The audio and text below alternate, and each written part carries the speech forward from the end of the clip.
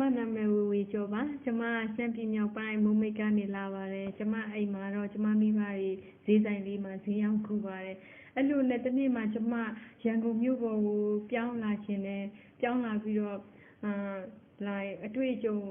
အတစ်တွေနဲ့ကျမလှုပ်ကြည့်ခြင်းနဲ့ဆန္ဒတွေနဲ့ရန်ကုန်မြို့ကိုရောက်လာခဲ့တယ်ရောက်လာပြီးတော့ကျမရောက်ချင်းပိုကျုပ်ဈေးမှာအလုပ်လုပ်ပါတယ်ပိုကျုပ်ဈေးမှာအလုပ်လုပ်ပြီးတော့ကျမနောက်တော့စီးပွားတစ်ခုအနေနဲ့ငါဘာလုပ်ရင်ကောင်းမလဲဆိုပြီးစဉ်းစားရင်းနဲ့အကြံတစ်ခုရလာခဲ့တယ် guest house ဖွင့်ကြည့်မယ်ဆိုပြီးတော့မှ guest house စပြီးတော့ကျမဖွင့်ခဲ့တယ်ဖွင့်တဲ့အချိန်မှာကျမမှာအရင်ကြီးကလည်းတိတ်မရှိဘူးမရှိတော့ကျမအိမ်ရှင်ကိုပြောတယ်ရှင်ကျမ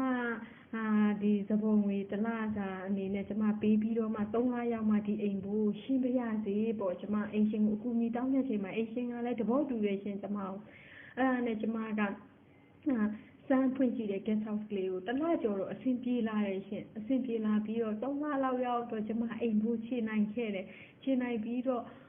ဒီလုပ်ငန်းလေးရာကိုနဲ့အကျိုးပေးခဲ့ပေါ့နော်လူလေးကလည်းဝင်လာတယ်အဲ့ဒါနဲ့ကျမတစ်နှစ်လောက်တော့ဒီအိမ်ရှင်ကကျမကိုဆက်မငားတော့ဘူးလို့ပြောပါတယ်အဲ့ဒါနဲ့ကျမတခြားအိမ်တစ်လုံးကိုထပ်ပြောင်းပြီးတော့ကြည့်ရတယ်ရှင်ထပ်ပြောင်းပြီးကြည့်လိုက်ကျမအိမ်တစ်လုံးလေးကိုတွေးခဲ့ပါတယ်3လမြောက်တဲ့အချိန်မှာတွေးခဲ့ပြီးတော့ကျမကိုယ်ပိုင်မဲ့ renovation ပြင်ပြီးတော့မှအမှအခန်းအားလုံး10ခန်းရှိပါတယ်ကျမတိုးအရင်ထက်ကိုတိုးချဲ့နိုင်ခဲ့တယ်အရင်နေရာဟောင်းကတော့ကျမ9ခန်းနဲ့ရှိပါတယ်အခုဒုတိယတစ်ကြိမ်ပြောင်းလိုက်တဲ့အိမ်က10ခန်းရှိပါတယ်ကျမအရင်ကတစ်ခါမှအိမ်မက်မမက်ခဲ့ဘူးပါဘူးဒီလိုနိုင်ငံတကာကလူတွေနဲ့အလုပ်အတူတူလုပ်ကူနိုင်ဖို့ဒီလိုအဆက်အသွယ်မျိုးတွေရဖို့ဆိုတာကျမအိမ်မက်မက်ခဲ့ဘူးပါဘူးကျမရွာမှာနေစဉ်တုန်းကကဲအခုလက်တွေ့မှာကျမနိုင်ငံတကာကတကယ်ချင်းနိုင်ငံပေါင်းစုံကတကယ်ချင်းတွေတွေ့လာခဲ့တယ်အဲ့တကယ်ချင်းတွေကပဲကျမကိုဖိတ်ခေါ်တယ်သူတို့နိုင်ငံတွေလာဖို့အခုဆိုရင်ကျမနိုင်ငံပေါင်း15နိုင်ငံလောက်မိတ်ဆွေပေါင်းတင်နေနဲ့တချို့နိုင်ငံတွေဆိုရင်ကျမအတူတူလုပ်ငန်းလုပ်ပိုင်ခွင့်အတူတူလုပ်ငန်းလုပ်ခွင့်တွေရရှိခဲ့ပါတယ်အခုဆိုရင်ကျမစီးပွားရေးလေးက TripAdvisor မှာကောသူ့နေရာနဲ့တူကျမ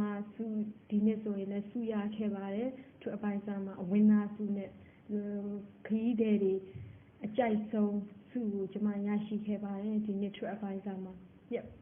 အဓိကကတော့အလုပ်တစ်ခုလုပ်ပြီးဆိုရင်ကိုလုပ်တဲ့အလုပ်တစ်ခုကိုတကယ်ပဲတန်ဖိုးထားဖို့ရယ်ပြီးတော့အလုပ်တစ်ခုကိုဂရုတစိုက်နဲ့လုပ်ဖို့ရယ်ပြီးတော့ကိုယုံကြည်မှုရှိဖို့ပဲကျမကတော့အဲ့လိုထင်ပါတယ်အားလုံးလည်းကျမလိုပဲအတူတူ